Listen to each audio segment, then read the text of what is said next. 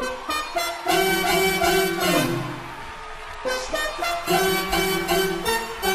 announcement from the great and powerful Oz. I thought it over, and green is dead. Till I changed my mind, the color's red.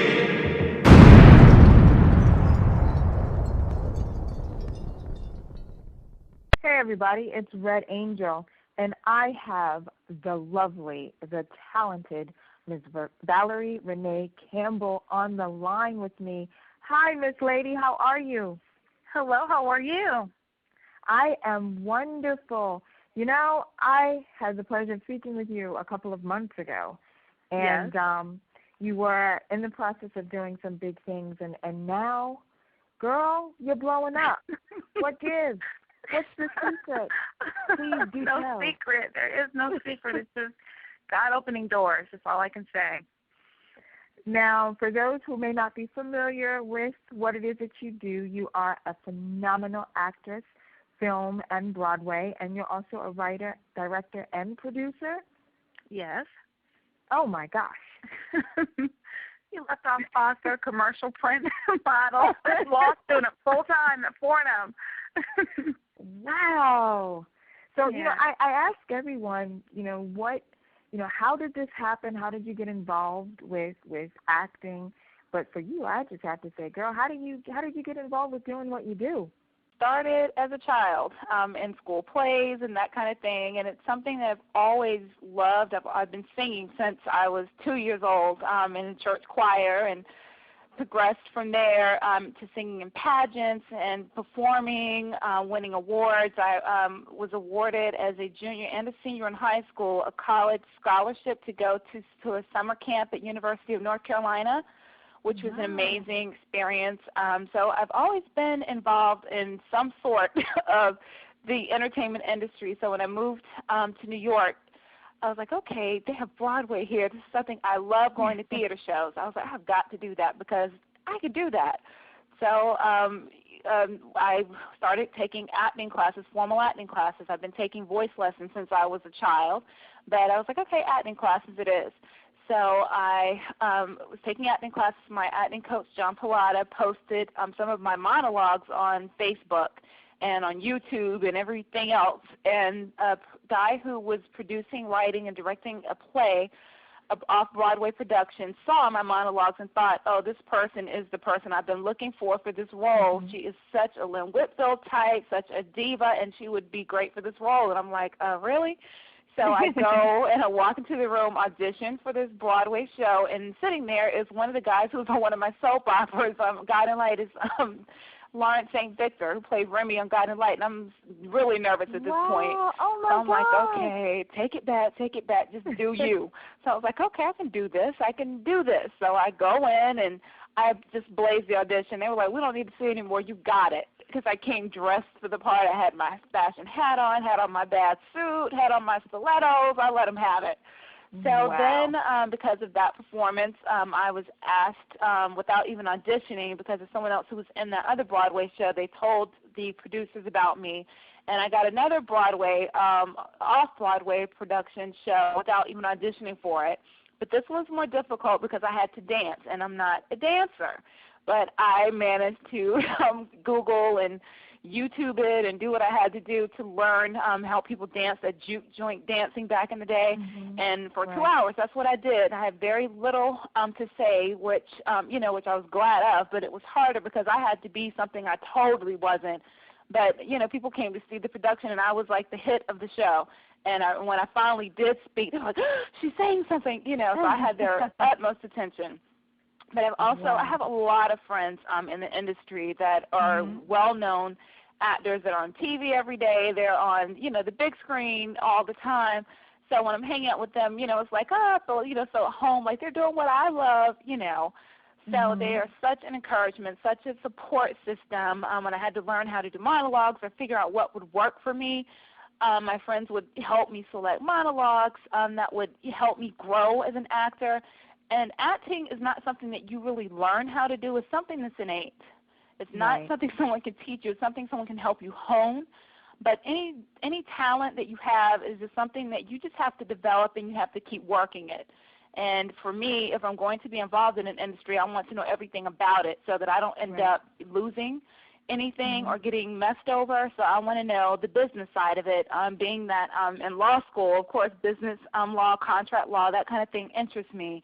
So I started working with my friends' production companies and got into producing films. The second film I produced won Best Cinematography and Best Film for 2011 at the AOL Film Festival. Wow. So, yes. Girl. Yeah, so again, it's just natural talent. This is being honed by, I'm just around a bunch of great people that, let me learn. And, I'm not afraid. I'm not a person that's afraid to take risks. So I will do whatever I have to do, to get out there, to get my feet wet and learn everything there is to learn. Well, if you could, I'm going to say let me, like I'm the only one who's listening to this. Could you tell everyone about the project you're working on called Touch? Sure. The film that I'm producing right now, my acting coach, again, told the people who wrote this film about me. They were looking for help with production, and he told them all about me. So they talked to me, and I was like, oh, sure. The film is about child abuse, but it's based on the lives of 4 real people. And it not only talks about horrific child abuse, it talks about healing and empowerment. And it's, it's just such a story where you see this dark, sinister thing happening, but then there's a resolve because there's healing. And, that is just a human story that would touch anyone. So when I saw, what the film was about, I was like, oh, you know what, I know these A-list actors, we need to attach them. You don't have any attached, so it just grew from there. So I am producing this film. I came on just as an associate producer. Within a week, I was co-producing the film. And then the girl that was there producing the film felt that I was more qualified to produce this film than she. So I just kind of took the reins and, just did Valerie and how things were coming along. And I have an amazing team. Alex Molina, Andrea Ocampo, Frankie Molina, they are wonderful, wonderful. And it's like we have each other's backs and we just make things happen. God has just, really just shined a light on this project. And so many wonderful things are happening. We start shooting in March in New York. Okay. And John Leguizamo just signed. So I'm really excited about that. Okay, because I don't know him. I'm really excited to meet him and see him do his thing. And I have a supporting role in this film. So I'll be getting a SAG card. Yay! So nice. Well, you are just a phenomenal person. Everything that you do it top notch. You're very serious and passionate about what you're involved in. You're also, giving back. You have an organization and an initiative that you are pushing right now. Can you let everyone know about that? Okay, several years ago, I started a nonprofit organization called HealthWorks Solutions, Inc. I initially started focusing on obesity. I got in a car accident in '92, gained a bunch of weight on steroids, and, it's just something where you have a whole bunch of family members, all these aunts with these huge, breasts and tummies and thighs. So it's, in the Black community, something's very prevalent. Obesity can be, which comes along with all kind of other comorbidities and health issues. So I wanted to do something to help. So in addition to that, my mom ended up with breast cancer, and she's been recovered 3 years now. So I wanted to do something to help in that regard. So I started T for Two Foundation up under the umbrella of HealthWorks Solutions. I also volunteer at a soup kitchen, which is the largest soup kitchen in the country in New York, Holy Apostles, and I wanted to do something to help in that regard. And then I started working with persons who had HIV/AIDS and found that there were 32,000 at least homeless youth in the city of New York, and that blew my mind. So I was like, are you kidding? Are we talking about in the U.S. or just New York City? In New York City alone, there are at least 32,000 homeless youth. We mean kids that are not attached to families. They're just out on their own. So kids as young as 5, at least those kids are, a part of the foster care system, which is not really good either. But you have so many kids, and then you have a percentage of them, about 30 to 50% of them, they're lesbian, gay, transgender, bisexual, and about half of those kids have HIV/AIDS. So I felt that their story needed to be told. When you start listening to a kid who's 8 who's saying, oh, my mom and dad put me out because I was different, or you're listening to kids who are, 17, 18 years old saying, oh, yeah, last night I spent the night in the shelter, but I was raped. The people who work there, they don't care. They just throw condoms on the bed, and they let whatever happens to us happen to us. So I feel safer sleeping on Chelsea Park out on the piers. So I'm like, why is it no one's telling the story? You hear things about it, but no one really tells the true gritty story. You hear the whitewashed version of it. And for me, I am not a person who's going to give consent to sin by silence. I'm the kind of person that if I see an injustice, I'm going to shine a light on it as bright as I can get that light, and I don't care who cares. That's just, how I was raised, and it's just a part of who I am. I'm always looking for ways to give back, to make a difference for people, to give a voice to someone who doesn't have one, because I have a big mouth, so I can yell for you. So that's how this project came about. And, once you start working with these kids, I was volunteering for the last year at New Alternatives NYC, which is an organization that provides food and other resources for homeless youth. I started learning more intricately about these kids' lives and what their needs were. So my personal assistants and I started going out to dental offices saying, okay, you can give us cases of free toothbrushes. Going to these stores, like we need lotion, we need bath soap, we need, just whatever. We need deodorant, we need combs, brushes, we need condoms. So the state of New York provides me with condoms and lubricant, and we provided a resource list, compiled a list of every place that they can go to get hot meals, places they can go get bags of groceries. We found places that would give them free haircuts, wash their clothing for them, just resources in every borough in New York. And so we go out and give the kids these little goodie bags that have all these things in it that they need, bottled water, things of that nature, just things that they would need. We also found a place called the Sleeping Bag Project out of Pennsylvania, and they deliver these handmade sleeping bags that have these straps on them that are transportable, that are made specifically for sleeping outside. So, I mean, there are so many people out there doing great things. It's just a matter of putting all those resources together so that the people that you're trying to help actually get the help they need. Right. And so I'm doing this film on the homeless youth, and it's a documentary. Basically, I have a DP, Andre Lambertson, who was a photojournalist for Time magazine, and he's done several award-winning documentaries. In fact, he went to Haiti with Martha Stewart and several other people to do something about, he did a story on Haiti and the earthquake and all that, but he does a lot of stories that are of personal interest, things about social issues.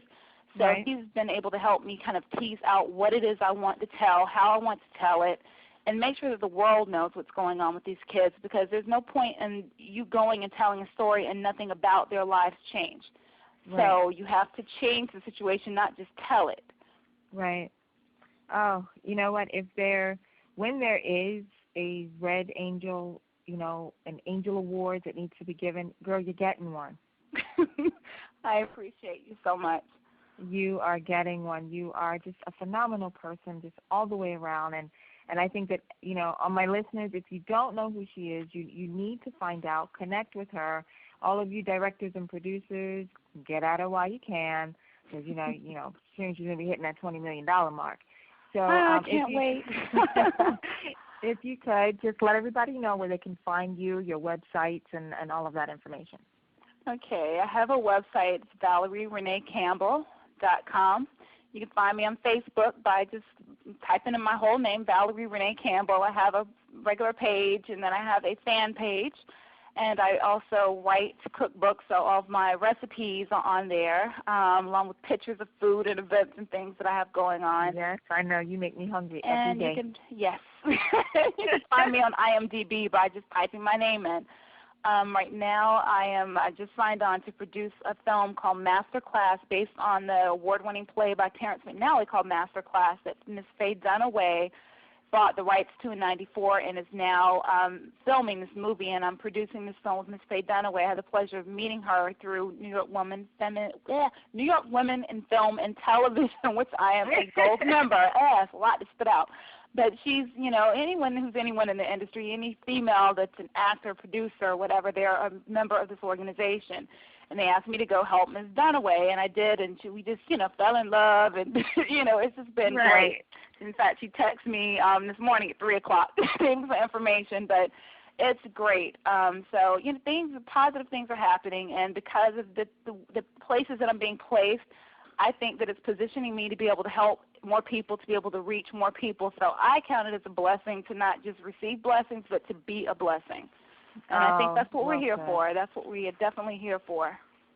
Well, I think the world is blessed to have you. I am blessed to know you, and my listeners are blessed to hear your voice because you're really doing some wonderful and amazing things. I know that you're inspiring so many right now. Well, I thank you so much. Well, listeners, before we go, I want to make sure, do you want to give any shout-outs to anyone?